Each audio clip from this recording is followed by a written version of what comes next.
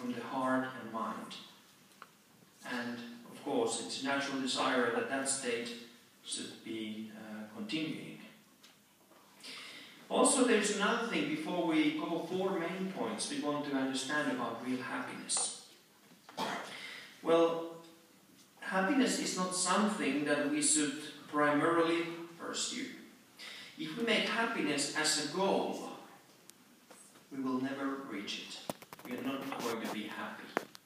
But we have to understand that happiness, we could say that it is like a side effect or it is a byproduct of something. So if you make happiness as a goal and we try to reach the goal, you're not going to get it. But it is a byproduct. It's a byproduct if we put Jehovah's will first in our life and we try to display His qualities, then as a byproduct we can get happiness. We can illustrate it. Have you ever tried to catch the butterfly during the summer day? Have you tried it? I think, at least I have tried several times, but I never made it. How about you? But maybe you saw a butterfly somewhere there, and you approached that butterfly, and what happened? As soon as you tried to catch it, it flew away. You tried it a second time, third time, fourth time, but you couldn't get it. It always flew away. But then maybe you got exhausted, you were tired, you sat down, and what happened? You sat down, you relaxed there, and then the butterfly settled on your soul. And now when we think about happiness, this is the same thing. When we put Jehovah's service or Jehovah's will first thing in our life, then that butterfly can come and fly on your own soul. So let's see now 4 different things what we could how we could put Jehovah's will first thing in our life. And as a result, we can experience, we can feel how that butterfly will settle on our soul. So number 1, and we could say that this is the very foundation when we try to get that butterfly, happiness, is we want to think about our spiritual needs. We know that in this world there are many different books. Basically we could say that this world is full of bookstores, and those bookstores are full of books. And there are different kind of books, self-help books, and they promise good health, good wealth, and happiness. And even there are internet sites, they are dealing with the same topic about happiness. But there's only one problem. If we rely on these kind of information or books, then we are relying on human wisdom. Because we know that those books are written by humans, and quite often they write about their own experiences, about their own ups and downs in their life. And based on their own experiences, they recommend do that way or don't do that way. And quite often people, they don't get that happiness. But how about us? Please open your Bible in Matthew chapter 5. And we can read together Matthew chapter 5.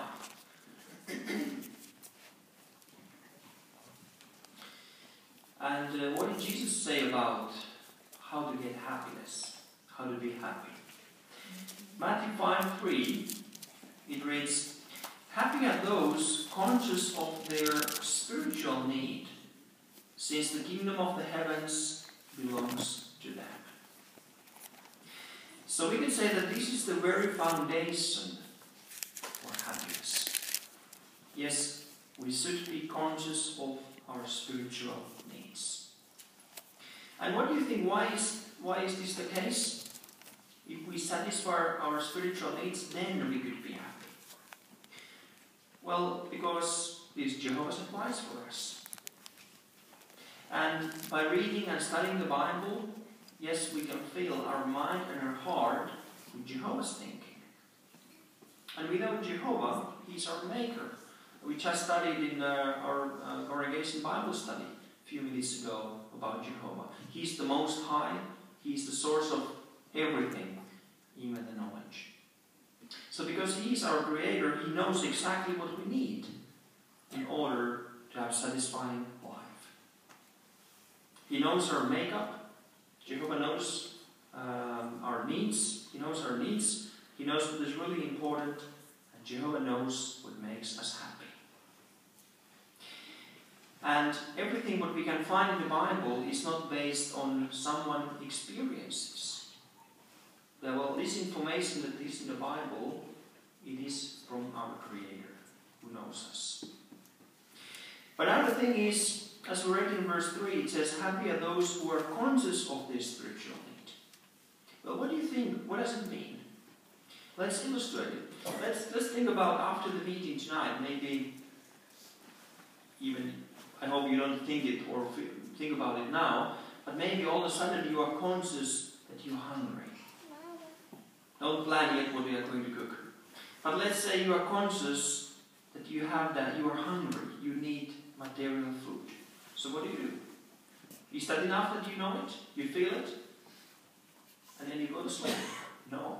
You have to do something for that. And most probably you go home, you open the fridge, and you take very good ingredients, and you make a very good sandwich or some good meal, and you eat it, you enjoy it, and after that you can go to sleep and you can relax. Now the same thing is that it's not enough that we are conscious that we have that spiritual needs. Yes, we know them. But what is the next step? We want to satisfy those spiritual needs. And how can we do that? Well, we have to put this book into good use. Have you ever heard how often should we read the Bible? I think we have. Read Bible daily. Read Bible daily. So yes, this is very important in order to satisfy that spiritual need we have. And when we do that, when we read Bible daily, even a little portion, then we are dealing with Jehovah's thinking. Because He's the source of knowledge. He's the source of everything that we need. Also, we want to be very good Bible students, diligent Bible students. We want to have a regular feeding program so that we can really satisfy our spiritual needs. And we can say that this is the very foundation for true happiness. On the other hand, if we neglect these kind of spiritual routines, probably we are hungry. And if we are hungry, we are not happy. So really, this is number one. We want to think about our spiritual needs and feed ourselves with spiritual food. And as a result, you can feel how that butterfly will settle on your own shoulder. Second thing that is very important, but it's not easy to do in this world, is we want to keep our life simple. And let's read from our Bibles again what Jesus said about it in Matthew chapter 6. We can read the counsel that Jesus gave in the matter of wealth. In Matthew chapter 6, we can read verses 19 to 22. And in these verses, Jesus said what we really need, what we should do, and what we should not do in our life when serving Jehovah. And also, when you read these verses, you can see that this is very much against the advice of this world. Let's read it. Matthew 6, verses 19 to 22. It reads, "Stop storing up for yourselves treasures on the earth, where moth and rust consume, and where thieves break in and steal.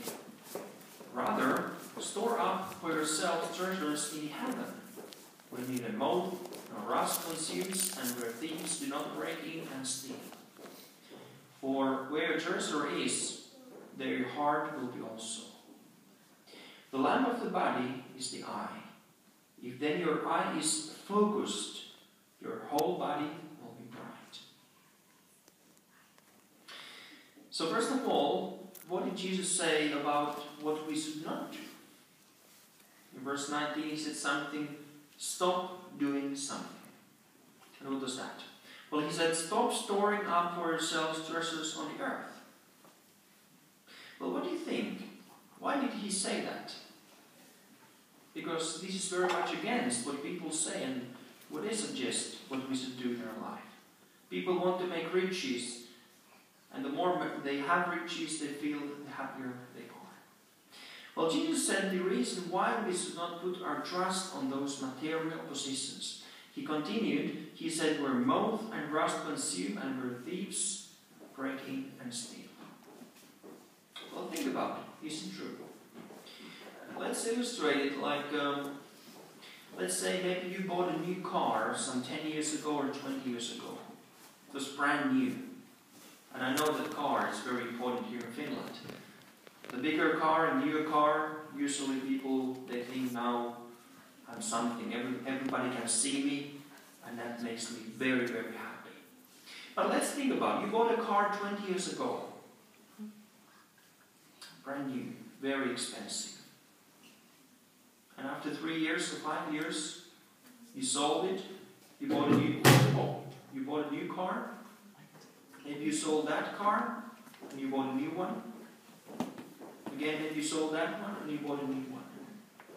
So think about, where is that car that you maybe bought some 20 years ago?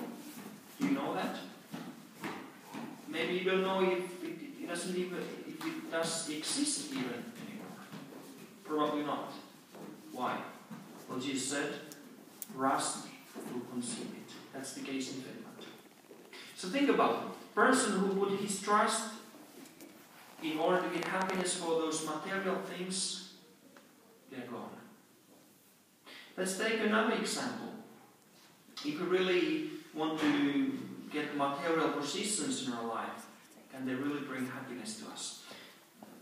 Many or most of us or all of us, nowadays we use computers, don't we? But let's say you bought a new laptop some 10 years ago, brand new. Actually, I was dreaming to buy a new laptop 2001. And then it was very expensive, 24,000 marka. Nowadays it's about 24,000 marka, it's about 4,000 euros. That was very expensive then. But let's think about if I bought it or you bought it, that brand new laptop, some 13 years ago. Have you got a problem today? You go to the shop and ask, I need some help because I have some problem with this computer, with this laptop.